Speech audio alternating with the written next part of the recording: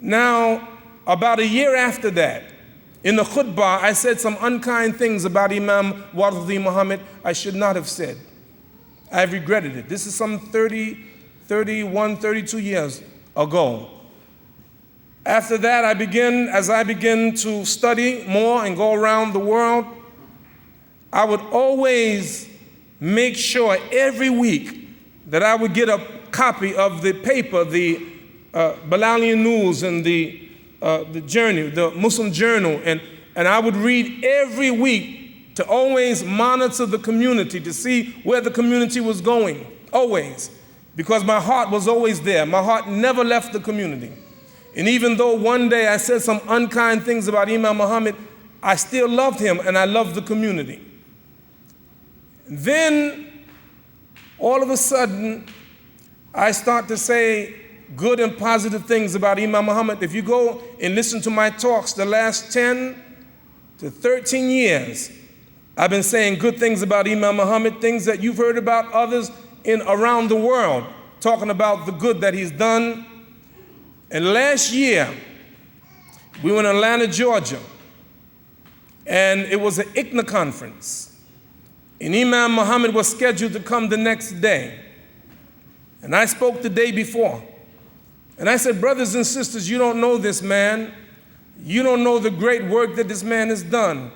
And I began to talk about the good work of Imam Wahhaj Muhammad. The next day, the president of ICNA at that time, Rashid Khan, Imam Muhammad came. And I was standing next to Imam, brother Rashid Khan. And Rashid Khan said, Imam Wahhaj Muhammad, you should have heard Imam Siraj yesterday talking about you, talking about what great work you have done.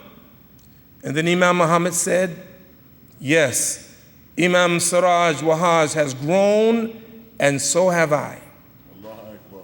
When we formulated manna, the first one we went to was Imam Wahhaj Muhammad. He put it in his newspaper the next week. I wanted to tell him, to explain to him what we were doing.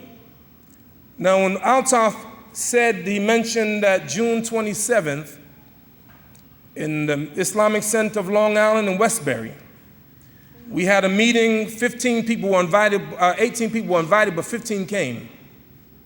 One of the people that came was Layla Muhammad, the daughter of Imam Wahhaj Muhammad. And we thought that it was important that as we begin to move and do our work, that we would work with everybody. And let me tell you something, brothers and sisters.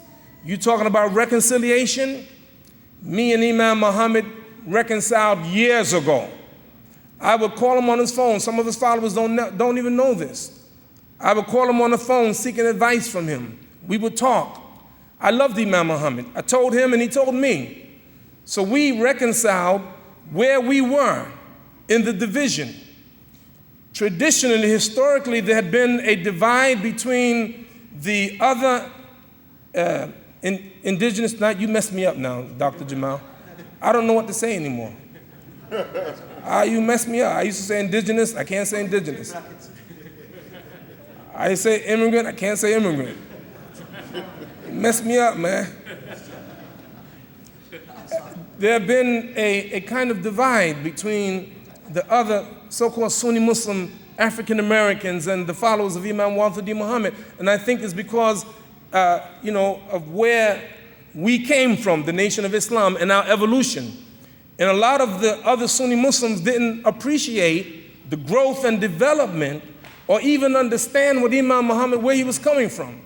But if you study, really, Imam Muhammad, way ahead of many people.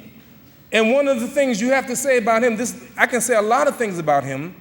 One of the things that you can say about Imam Wahhaj Muhammad is that he has a great love for the people. Not just Muslims, but not Jews and Christians. And he worked with everybody. And he loved everybody. He tried to work with everybody.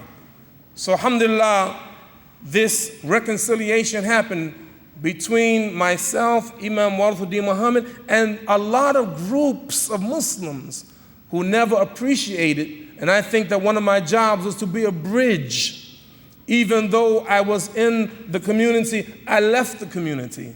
I think ultimately one of my jobs was to become a bridge between the communities and let people appreciate the work of Imam Warathuddin Muhammad. Now, having said that,